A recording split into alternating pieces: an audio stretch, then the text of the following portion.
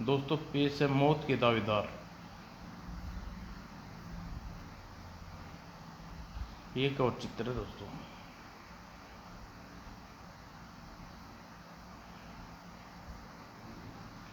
संध्या का समय था जब राजपुर के राजा, राज्य के सेनापति मंगलसेन, प्रधानमंत्री बाज बहादुर व राजकीय कोष के खजांची कुबेर दत्त ने एक साथ राजपुर के राजा पद्मावत के कक्ष में प्रवेश किया। महाराज, क्या हम लोग अंदर आ सकते हैं? आइए आइए। आप तीनों एक साथ क्या माजरा है? महाराज, आज हम तीनों आपसे राजकीय परामर्श करने नहीं अपितु पारिवारिक परामर्श करने आए हैं। पारिवारिक परामर्श? कहिए, कैसी पारिवारिक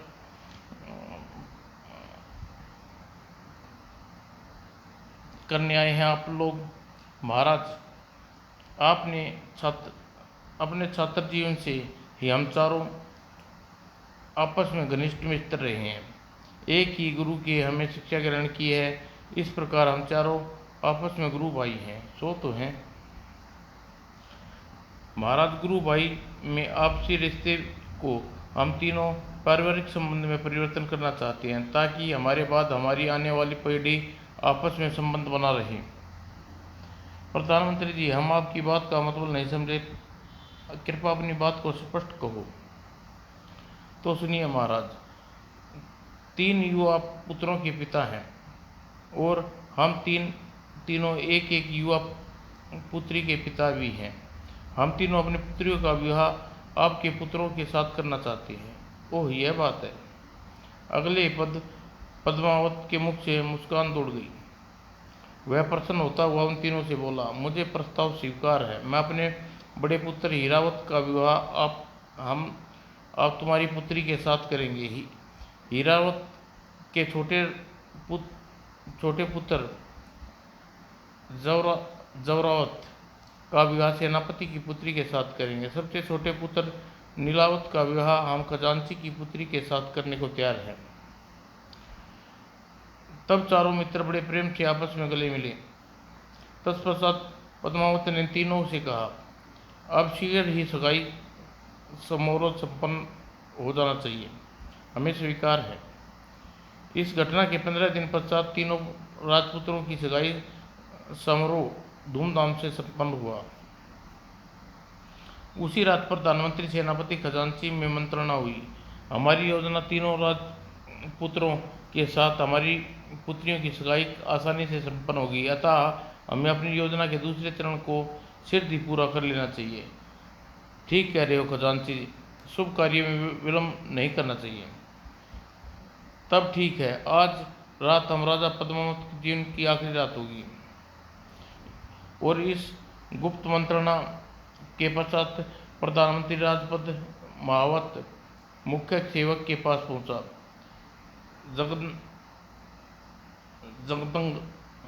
जगन्ना, यदि तुम मेरा एक काम कर दो तो मैं तुम्हें मुंह मांगी दौलत दूंगा। मुंह मांगी दौलत पाने के लिए मैं कुछ भी करने को तैयार हूँ प्रधानमंत्री। कहिए, मुझे क्या करना होगा? इस पुड़िया को अत्यंत घातक विष है। इस विष को महाराज के दूध में मिलाकर विषयुक्त दूध को महाराज को देकर आना होगा। ओह, मुझे यह करना होगा। जगन्नाथ सोच में पड़ गया। फिर कुछ सोचकर प्रधानमंत्री से पुड़िया लेकर कहा, प्रधानमंत्री जी, मैं आपका कार्य करने के लिए तैयार हूँ। तो जाओ, महाराज के दूध पीने का समय हो गया। उन्हें विष में दूध मिला दिया हो।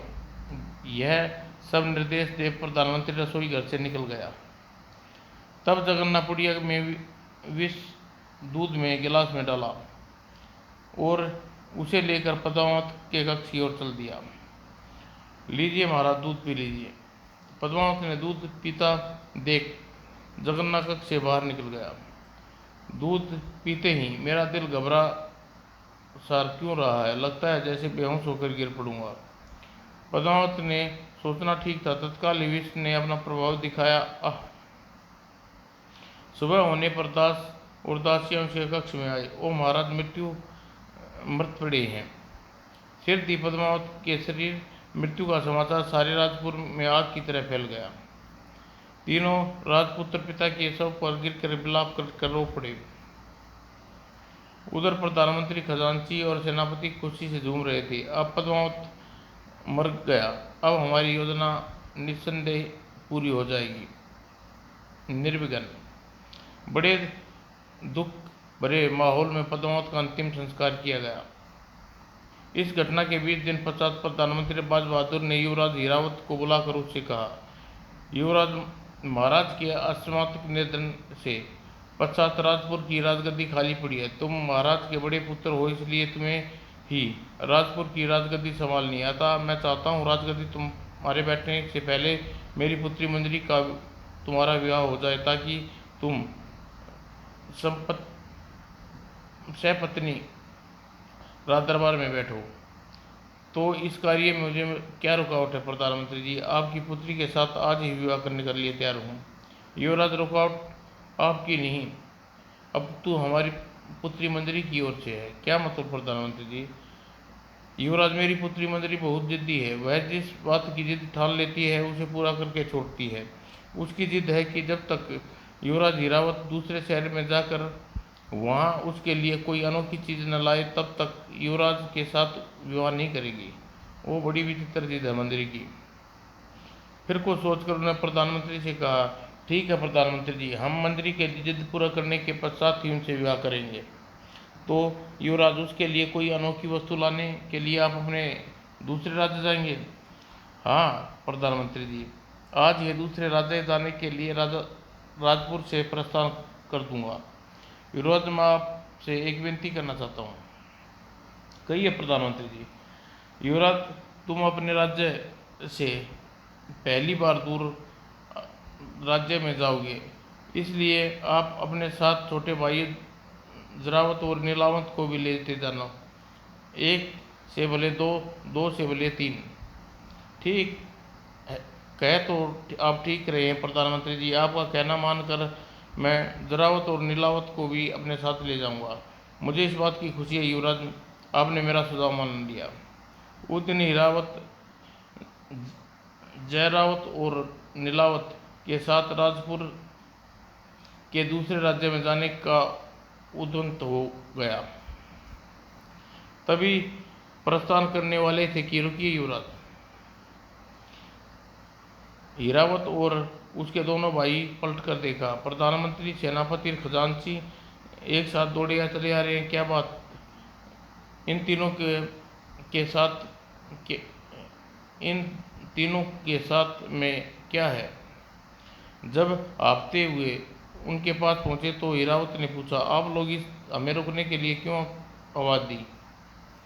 तब प्रधानमंत्री ने लकड़ी की संदूकची उनकी ओर बढ़ाते हुए बोला, युवराज, इसमें प्रदेश जा रहे हो, चलकर न जाने तुम्हें कहाँ भोजन मिले। मेरी बेटी मंजरी ने तुम्हारे लिए लड्डू बनाए हैं, इन्हें रख लो, राह में भूख लगने पर इन्हें खा लेना। और सेनापति मंगल सेन ने अपने हाथों में थमी संदूकची जयरावत की ओर बढ़ाते हुए कहा, बेटा, इसमें लड्डू हैं, इन्हें भी मेरी बेटी सुदक्षिणा तुम्हारे लिए बनाया है। अंत में खजांची कुबेरदत्त ने संदूकची नीलावत को देते हुए कहा, बेटे, में इस पात्र में लड्डू ही हैं, इन लड्डुओं को मेरी बेटी धनलक्ष्मी ने तुम्हारे लिए बनाया है। तत्पश्चात प्रधानमंत्री ने हीरावत से कहा, युवराज, मैं ईश्वर से कामना करता हूँ कि तुम मंजरी के लिए अनोखी वस्तु लेकर शीघ्र ही दूसरे राज्य से स्वदेश लौटो, ताकि मुहूर्त में तुम्हारा राज तिलक हो सके। हम लोग शीघ्र ही स्वदेश वापस लौट आएंगे, तब तक तुम तीनों राजपुर का राजकाल संभालना। आप फिक्र न कीजिए युवराज, आपकी अनुपस्थिति में हम तीनों राजपुर का पूरा ध्यान रखेंगे। फिर तीनों भाई वहाँ से चल पड़े। सेनापति ने तीनों प्रधानमंत्री, सेनापति खजांची की दृष्टि से ओंझल हो गए और खुशी खुशी महल लौट आए। उसी दिन प्रधानमंत्री ने उन तीनों की मंत्रणा हुई। अभी तक तो सब हमारी योजना की बिल्कुल ठीक हो रहा है प्रधानमंत्री जी। वाह वाह, आगे क्या है? ठहरो, अभी सोचकर बताता हूँ। इधर कक्ष के बाहर गुजरती प्रधानमंत्री बाज बहादुर की पुत्री मंजरी चौकी। आज सेनापति खजांची पिताजी के साथ कक्ष में क्या कर रहे हैं? उत्सुकता मंजरी ने उसकी बात सुनने के लिए द्वार पर छिपकर खड़ी हो गई। उधर कक्ष में मेरे दिमाग में एक योजना आई है। जबकि पद्मावत और उसके तीनों पुत्र हमारे रास्ते से हट चुके हैं, तो हमें राज्यपुर में अपना अधिकार जमाने में देर नहीं करनी चाहिए। तो प्रधानमंत्री जी, हम राजपुर को किस प्रकार अपना अधिकार करें? मित्रों, राजपुर की सेना को तो हम अपनी ओर मिला ही चुके हैं, बस अब और क्या करना है। कल राज दरबार लगेगा तो उसमें घोषणा कर देंगे कि आज से राजपुर पर हम तीनों का राज है। मित्र वीर बहादुर, तुम बुद्धिमान हो, इसलिए हम प्रारंभ से ही तुम्हारी बताई योजना पर चल रहे हैं। इतनी सफाई से राजा पद्मावत को मरवा कर इतनी चालाकी से उनके तीनों पुत्रों को राजपुर से बाहर भेज दिया है। तुम्हारे ही सुझाव पर अपनी अपनी पुत्रियों का नाम लेकर हमने तीनों भाइयों को विष में ले लड्डू दिए हैं, जिन्हें खाकर तीनों राजकुमार निश्चित ही मर जाएंगे। और तुम्हारी बुद्धिमानी पर गर्व है मित्र। आज तुम्हारे ही कारण सफलता हमारे सामने खड़ी हुई है। हाँ मित्र बाज बहादुर, तुम्हारी बुद्धिमत्ता के कारण ही हम तीनों शीघ्र राजपुर पर कब्जा होने वाला है। मित्रों, मेरी प्रशंसा न करो, जिसे सुनकर मेरा दिमाग 7वें आसमान पर पहुंचे। कक्ष से बाहर खड़ी मंजरी पांव तले मानो पृथ्वी खिसक गई। इन तीनों ने बड़ा ही गलौना चक्कर रचा है और अब ये राजपुर पर अपना अधिकार जमाने की सोच रही हैं। मैं अपने भावी पति हीरावत, अपने दोनों भावी देवर का बाल बाका नहीं होने दूंगी, चाहे इसके लिए मुझे कुछ भी करना पड़े। उसने उसी समय कक्ष से बाहर पहुंचकर दासी को बुलाया। तुम इस समय सेनापति की लड़की सुदक्षिणा और खजांची की लक्ष्मी धनलक्ष्मी को बुला लाओ। उनसे कहना कि इसी समय अत्यंत महत्वपूर्ण विषय पर तुम्हारे सलाह मशवरा करना चाहती हूँ। जो आज्ञा मालकिन। दासी सेनापति खजांची की पुत्रियों को बुलाने चलेगी। कुछ देर बाद ही सुदक्षिणा धनलक्ष्मी मंदिरी के पास बैठी थी। बहन मंदिरी, हम दोनों को तुमने इस समय क्यों याद किया? बहन सुदक्षिणा, बात ही कुछ ऐसी है कि मुझे तत्काल तुम दोनों को यहाँ बुलाना पड़ा। मंत्री ने सारी बात जानकर सुदक्षिणा धनलक्ष्मी हक्की बक्की रह गई। ओह, हमारे पिताओं ने हमारे भावी पति के खिलाफ इतना खूनी षड्यंत्र रचा है। बहन मंत्री, तुम ही बताओ, हमें क्या करना चाहिए? देखो, राजकुमार हीरावत अपने दोनों भाइयों के साथ राज्य से अभी ज़्यादा दूर नहीं गए होंगे, इसलिए हमें उसके पास पहुंचकर विष में ले लड्डू से के बारे में बता देना चाहिए, ताकि उन तीनों की जान बच सके। तुम ठीक कह रही हो बहन मंत्री। बस उसी समय तीनों युक्तियाँ बिना किसी को बताए घोड़े पर सवार हुई राजपुर से चल दी। उधर, भैया भूख लग रही है, क्यों ना हम रुक कर अपने अपने लड्डू खा लें? तुम ठीक कह रहे हो जरावंत, भूख तो लग रही है, लेकिन पहले जरा विश्राम कर ले। और वह तीनों खोज करती मंजरी सुरतना धनलक्ष्मी राजपुर से काफ़ी दूर निकल आई। कितनी दूरी आ गई तीनों राजपुर से, लेकिन अभी तक युवराजों का अता पता नहीं। कहाँ चले गए तीनों? मंजरी बहन, लगता है तीनों की खोज हमें बहुत दूर तक जाना होगा। ऐसा ही लगता है। तभी वो अचानक आंधी कैसे चलने लगी। थोड़ी देर पहले तो आसमान बिल्कुल साफ था। आंधी एकाएक बला की तेजी आ गई। मंजरी बहन, बचाओ, हे भगवान, यह क्या हो रहा है, बचाओ। और तीनों सहेलियां आंधी में एक दूसरे से बिछुड़ गई। उधर आंधी का तीव्र प्रकोप वन में भी ज़्यादा था, जिस पर हीरावत तथा दोनों भाई पेड़ के नीचे विश्राम कर रहे थे। मुझे मौसम के तेवर ठीक नहीं लग रहे, धूल आंखों में घुसी जा रही है। और तभी हवा का अत्यंत तेज वेग का झोंका आया। तीनों भाई उड़ गए। हीरावत, भाई बचाओ। ओह मेरे भाइयों, तुम्हारी रक्षा कैसे करूं? हवा में तीनों विभिन्न दिशाओं में उड़ते ले गई। हवा जरावत को कुछ दूर ले जाकर वृक्ष पर पटक दिया। और नीलावंत के साथ भी यही हादसा हुआ। पृथ्वी पर गिरते नीलावंत की चेतना लुप्त हो गई। और प्रलयकारी हवा ने हीरावत को भी बहुत दूर ले जाकर पटक दिया। वह सिर बेहोश हो गया। उधर दूसरी ओर आंधी के वेग में घबराकर मंजरी का घोड़ा तीव्र वन में भागा और एक पत्थर से ठोकर लगी। मंजरी की पीठ से उछलकर पृथ्वी पर गिर पड़ी और बेहोश हो गई, जबकि सुलक्षणा का घोड़ा सरपट तोड़ता हुआ एक नदी में घुस गया। अब मैं नहीं बचूंगी। भय के कारण सुलक्षणा के हाथों से घोड़े की पीठ ढीली हो गई और जिसके फलस्वरूप और धनलक्ष्मी का घोड़ा वन में एक खंडर की ओर बढ़ा जा रहा था। ओ यह गुफा घोड़ा मुझे कहाँ ले आया। भयानक खंडर भयानक माहौल देखकर धनलक्ष्मी भय से सिहर उठी और शुद्ध बुद्ध खोखा कर घोड़े की पीठ से नीचे गिर पड़ी। बहुत देर बाद दोनों प्रलयकारी पृथ्वी आंधी रुकी तो पीड़ा से कराते हुए इरावत पृथ्वी से उठा। मेरे दोनों भाई मुझसे बिछुड़ गए, उन्हें उन्हें कहाँ ढूंढूं। और फिर जयरावंत नीलावंत की खोज में कई दिन तक अनवरत बिना रुके बिना कुछ खाए पिए चलता रहा। चलते चलते वह वन से निकलकर राज्य कुशाल नगर में पहुंचा। बहुत खोजने पर भी हीरावत और नीलावंत का कोई पता नहीं मिला। यह क्या विपदा टूट पड़ी मुझ पर। जयरावंत व नीलावंत कहाँ होंगे और न जाने किस हाल में होंगे। तभी वहां मुनादी करने वाला आ पहुंचा। सुनो सुनो, नगर के में एक राजा का हाथी पागल हो गया है। वह कई दिन से कुछ नगर में उत्पात मचा रखा है, कई आदमी को मार डाला है। महाराज का कहना है जो भी उस हाथी को मार गिरेगा वह आधा राजपाट दे देंगे। मुनादी सुनकर मुनादी वाला आगे बढ़ गया। तभी बचो बचो, राजा का पागल हाथी आ गया, लोगों को मारता घायल करता हुआ इधर ही आ रहा है। हीरावत की समझ में कुछ न आया, वह विश्वास की परिस्थिति में क्या करे।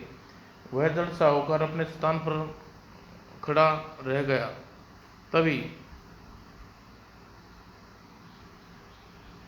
और नीलावंत को बचाव का कोई उपाय न सूझा तो उसने लड्डुओं की संदूकती पेड़ से नीचे थोड़ी छोड़ी और स्वयं पेड़ पर चढ़ गया। पागल हाथी भागता हुआ पेड़ के नीचे पहुंचा और अपना सूंड लड्डुओं की संदूकती पर घुमाकर मारने लगा। सूंड के प्रहार से लड्डू में बंद संदूकती उल्ट कर खुल गई और सारे लड्डू बिखर गए। एकाएक वह सारे लड्डू खा गया। लड्डू खाते ही थोड़ी देर में भयानक चिंगारी मारी और वह धड़ाम से पृथ्वी पर गिर पड़ा। कुछ देर में तड़प कर शांत हो गया। यह देख पेड़ पर बैठा नीलावंत चौंका। क्या यह पागल हाथी संदूकती के लड्डू खाते ही मर गया? तो क्या लड्डू विषैले थे? इसका मतलब लड्डू हम तीनों भाइयों को मारने के लिए दिए गए थे। फिर वह पेड़ से उतरा। तभी राजा के सैनिक वहां पहुंचे। ओ, तो तुमने पागल हाथी को मार डाला। तुम तो बहुत बहादुर हो युवक। सेनापति उसे देश के राजा महेंद्र दत्त के पास लेकर पहुंचे। महेंद्र दत्त पागल हाथी के मरने की सूचना दी। युवक, तुमने पागल हाथी को मारकर हम पर बहुत उपकार किया है। हमारी घोषणा के अनुसार हम तुम्हें अपना आधा राज्य हिस्से में उपहार में देते हैं। महेंद्र दत्त इतना ही कह सका था कि बाहर से आवाज आई, पिताजी महाराज जरा सुनिए। तब महेंद्र दत्त उठकर द्वार की ओर बढ़ गया। कुछ देर बाद मुस्कुराता हुआ हीरावत के पास पहुंचा। तो तुम राजपुर के युवराज हीरावत हो? जी हाँ, लेकिन आपने मुझे कैसे पहचाना? इस बात को छोड़ो, हमारी बात सुनो। हम तुम्हें अपना आधा राजपाट देने के साथ साथ अपना दामाद भी बनाना चाहते हैं। क्या? हाँ, हम अपनी पुत्री का विवाह तुम्हारे साथ करना चाहते हैं। ओ, यह मेरा सौभाग्य होगा। उस दिन महेंद्र दत्त ने हीरादत्त को आधा राजपाट सौंप दिया। हीरादत्त, आज से तुम इस राज्य का हिस्से में राजा हो। धन्यवाद महाराज। और अब महेंद्र दत्त की खूब धूमधाम से अपनी पुत्री का विवाह हीरावत के साथ कर दिया। विवाह के पश्चात हीरावत अपनी दुल्हन को अपने महल से विदा करा ले गया। तत्पश्चात उसने दुल्हन का घूंघट उठाया। अरे ओह रानी, तुम तो बिल्कुल चांद का टुकड़ा हो। यह मेरी किस्मत जो तुम्हें मिल गई। तब वह मंजरी मुस्कुराते हुए कहा, स्वामी जानते हो मैं कौन हूँ? तुम मेरी पत्नी हो और राजा महेंद्र दत्त की पुत्री हो। और कौन हो? स्वामी, मैं महेंद्र दत्त की पुत्री नहीं अपितु राजापुर के प्रधानमंत्री बाज बहादुर की बेटी मंजरी हूँ। तुम प्रधानमंत्री बाज बहादुर की पुत्री मंजरी हो? मंजरी जिसके साथ हमारी सगाई हुई थी। आपने ठीक पहचाना स्वामी, मैं वही मंजरी हूँ। ओह, तो तुमने वे विष भरे लड्डू अपने पिता के हाथों मुझे अपने मुझ, मुझ, तुमने ही मुझे पहुंचाए थे। उन विष भरे लड्डुओं को खिलाकर मुझे मारना चाहती थी। स्वामी, मैं भला आपके स्वाब को क्यों मारना चाहूंगी? यह सब मेरे पिता व मेरे दोनों उनके दोनों साथियों की चाल का एक हिस्सा था। कहकर ईरावत विस्तार पूर्वक अपने पिता और सेनापति मंगलसेन खजांची कुबेरदत्त का षड्यंत्र के बारे में बताया। सारी बात जानकर ओ प्रधानमंत्री सेनापति खजांची ने मिलकर हम तीनों भाइयों को इस प्रकार मारना चाहा। हीरावंत आवेश में भर उठा। सहसा कुछ याद आया। वह मंत्री से पूछा, लेकिन तुम यहाँ राजा महेंद्र दत्त के पास कैसे पहुंची? स्वामी, यह एक लंबी कहानी है। आपकी व आपके दोनों भाइयों की खोज में जब हम सुलक्षा धनलक्ष्मी के साथ वन में पहुंची तो तेज आंधी में सुगंधा और धनलक्ष्मी बिछड़ गई और घोड़े से गिरकर मैं बेहोश हो गई। बेहोश आया तो कुशाल नगर के राजमहल में थी। वो यूं तो वन में भ्रमण करने हुए राजा महेंद्र दत्त की दृष्टि मुझ पर पड़ी और मुझे उठाकर अपने महल ले आए। राजा महेंद्र दत्त चूंकि निसंतान थे इसलिए मुझे अपनी पुत्री बना लिया। उसी दिन पागल हाथी को मारकर तुमने सैनिकों के साथ राजा महेंद्र दत्त के पास पहुंचे तो मैंने कक्ष से बाहर खड़ी होकर तुम्हें देख रही थी। मैंने तुम्हें देखते ही पहचान लिया, इसलिए मैंने आवाज देकर राजा महेंद्र दत्त को कक्ष में बुलाकर उनसे कहा कि तुम्हारे साथ विवाह करना चाहती हूँ। वो तो यह तुम्हारे कहने पर राजा महेंद्र दत्त को पता चला होगा कि मैं राजपुर का युवराज हीरावत हूँ। हाँ स्वामी, मैंने ही तुम्हें उन्हें यह बात बताई थी। मंत्री, तुम्हारी बातें सुनकर मुझे दुख भी हुआ और खुशी भी हुई। दुख इसलिए तुम्हारे पिता ने मेरे परिवार के साथ दगा की। खुशी इसलिए कि मुझे तुम जैसी पत्नी व सुंदर पत्नी मिली। कहकर हीरावंत मंत्री को छाती से लगा लिया। जब होश में आने पर जयरावत और हीरावत व नीलावत की खोज में निकल पड़ा। चलते चलते उसे नदी के तट पर एक झोपड़ी के समीप जा पहुंचा। बहुत थक गया हूँ, क्यों न बैठकर थोड़ी देर सुस्ता लूँ। संदूकची में रखे लड्डुओं को खाकर पेट की भूख शांत कर लूँ। संदूक कुछ देर सुस्ताने के बाद लड्डुओं की संदूकची बाहर निकाली। तब झोपड़ी की में सुदक्षिणा बाहर निकली। जरावत को देख वह अस्वस्थ रह गई। ये यहाँ? जैसे जरावत ने लड्डू खाना चाहा, ठहरो, लड्डू न खाना। यह सुनकर मुंह की तरफ जाता हुआ जरावत ने रोक लिया। चौंक कर सुदक्षिणा की ओर देखा। क्या बात है, तुमने मुझे लड्डू खाने से क्यों रोका? इन लड्डुओं को न खाओ, ये विष भरे हैं। यह बात तुम्हें कैसे पता? तब सुदक्षिणा ने अपने पिता और षड्यंत्र के बारे में विस्तार से बताया। सारी बात जानकर ओ प्रधानमंत्री खजांची, व तुम्हारे पिता ने हमें मारने की साजिश रची। हाँ, लेकिन तुम यहाँ कैसे आई? आंधी में मेरा घोड़ा नदी में गिर गया था, तब मैं नदी में बहती हुई यहाँ आ निकली थी। इस झोपड़ी में रामू नाम का एक मछुआरा रहता है, उसी ने मुझे नदी से निकाल कर मुझे बेटी बनाकर पास रखा। और सुदक्षिणा, तुम्हें हमारे कारण इतना दुख उठाया। रामू काका मछलियाँ पकड़ने के आते ही होंगे। झोपड़ी में चलो, तुम्हारे भोजन का प्रबंध करती हूँ। चलो सुदक्षिणा। और सुदक्षा जरावत को झोपड़ी में ले आई। सुदीक्षा ने जरावत के लिए तत्काल भोजन तैयार किया। तब मछुआरा रामू भी मछलियाँ पकड़ कर आ गया। काका, ये राजपुर के राजकुमार जरावत हैं, इन्हीं की वही जिन्हें तुमने बताया था कि उस तुम्हारी सगाई हुई थी। हाँ काका, ये वही हैं। ओह, तब तो यह बहुत अच्छा हुआ। तब रामू काका और जरावत एक साथ भोजन किया। तत्पश्चात, देखो बेटा, तुम्हें सुदीक्षा ने सब कुछ बता दिया। चूंकि सुदीक्षा के साथ तुम्हारी सगाई हो चुकी है, इसलिए सुदीक्षा का जिम्मा अब तुम्हारा है। अब तुम इसके साथ विवाह कर लो। मुझे अब कब इतराज है काका?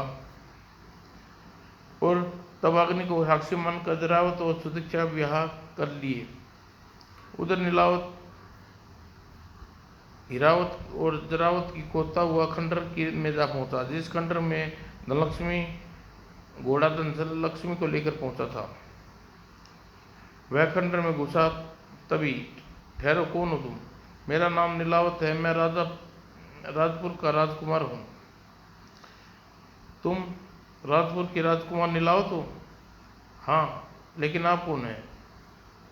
तुम्हें इस बात का पता भी चल जाएगा। आओ मेरे साथ चलो। तब नीलावंत को उस आदमी के पीछे खंडरों के अंदर चल पड़ा। वह आदमी नीलावंत को एक दूसरे टूटे फूटे स्थान पर ले पहुंचा।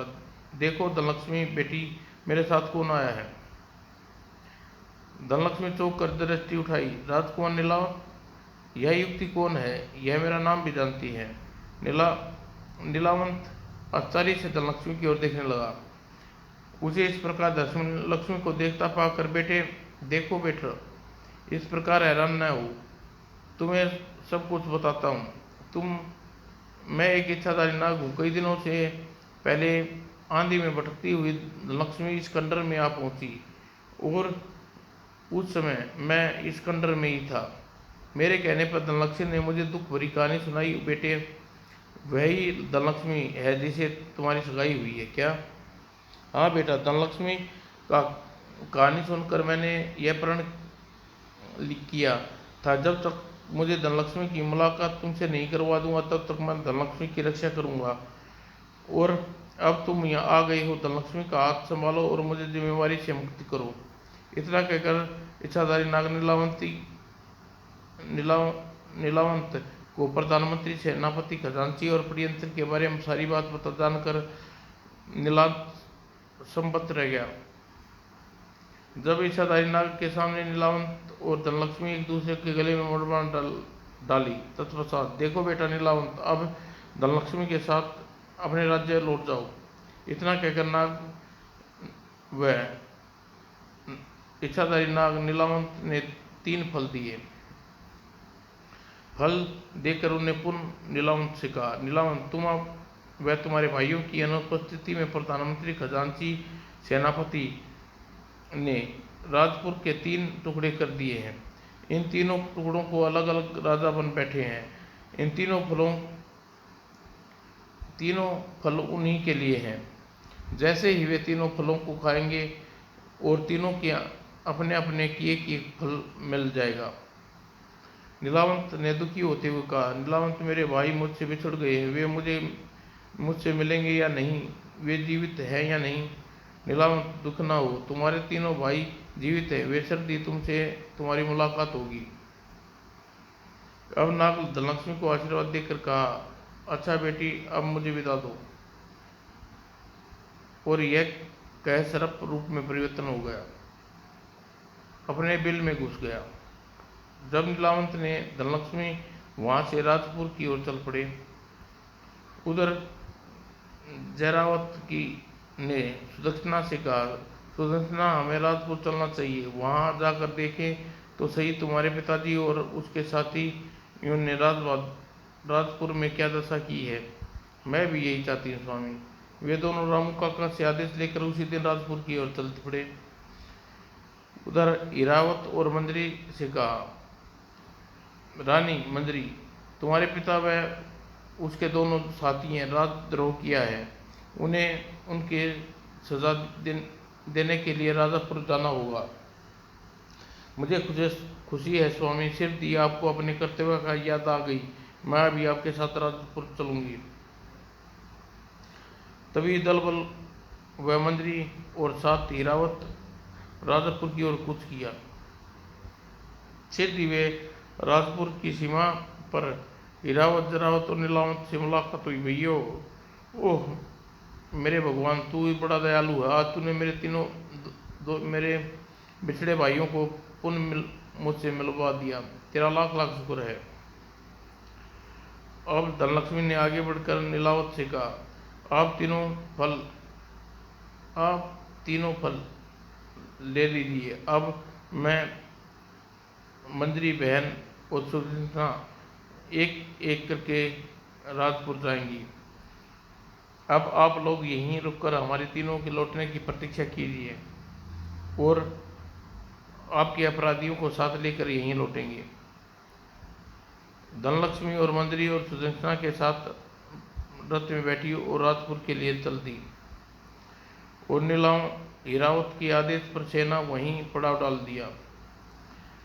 उधर धनलक्ष्मी सुदक्षिणा और मंजरी के साथ फल देते हुए उसे अपनी योजना समझाई। आप दोनों वही करना जो मैंने आपसे बताया है। ठीक है, हम वही करेंगे। सबसे पहले धनलक्ष्मी अपने पिता के पास पहुंची। उसे देखकर कुबेरदत्त प्रसन्नता से चिल्ला उठा, बेटी कहाँ चली गई थी तुम? मैंने तुम्हारी खोज कहाँ नहीं करवाई। तुम कुशल तो हो ना? पिताजी, मैं अपनी सहेलियों के साथ वन में भ्रमण करने के लिए वहीं गई थी। तूफान में फंसकर सखियों से बिछड़ गई। इतना कहकर धनलक्ष्मी ने मनगढ़ंत कहानी कुबेरदत्त को सुना डाली। धनलक्ष्मी की कहानी सुनकर कुबेरदत्त सहज भी विश्वास हो गया। आह बेटी, बड़ा दुख हो तुमने तो बड़ा दुख पाया। पिताजी, वन में मुझे एक नया फल देखने को मिला और मैं यह फल आपके लिए तोड़ कर लाई हूँ। इसे खाकर देखिए। कहकर धनलक्ष्मी ने कुबेरदत्त को दिया फल। फल खाने पर अरे यह क्या? मेरी नाक अचानक तेजी से बढ़ने लगी। पल भर में कुबेरदत्त की नाक 3 फुट लंबी हो गई। यह देखकर बुरी तरह बौखला गया। यह यह क्या हुआ? पिताजी, ये तुम्हारे पाप का उदय हुए हैं। हाय मेरी नाक! बेटी सुलक्षणा, मुझे यह कैसा फल खिलाया तूने? इधर फल खाने के मंगल सेन का भी यही हाल था। पिताजी, मैंने आपको राजद्रोह का फल खिलाया है। दूसरी ओर बाज बहादुर की हालत फल खाकर खस्ता हो चुकी थी। आह मेरी नाक का बोझ, मेरा माथा फटा जा रहा है। पिताजी, आपका माथा नाक के बोझ से नहीं, अपुती पाप के बोझ से फटा जा रहा है। जब बाज बहादुर मंत्री के सामने गिड़गिड़ाया, अब मुझे इस विपदा से छुटकारा दिला। नहीं, मैं तुम्हारी नाक ऐसी ही रहेगी। प्रधानमंत्री, सेनापति, खजांची राजद्रोह का अद्भुत सजा मिल चुकी थी। तीनों अपनी नाक के बोझ से दुखी हो रहे थे। यह क्या मुसीबत आ पड़ी? हे भगवान, मुझे विपदा से छुटकारा दिला। तब मंत्री सुदक्षिणा धनलक्ष्मी अपने अपने पिताओं को लेकर राज्य की सीमा पर पहुंची। जानते हो पिताजी, इस खेमे के अंदर कौन है? कौन? इसके अंदर राजापुर के भावी राजा हीरावत अपने दोनों भाइयों जरावत और नीलावंत के साथ है।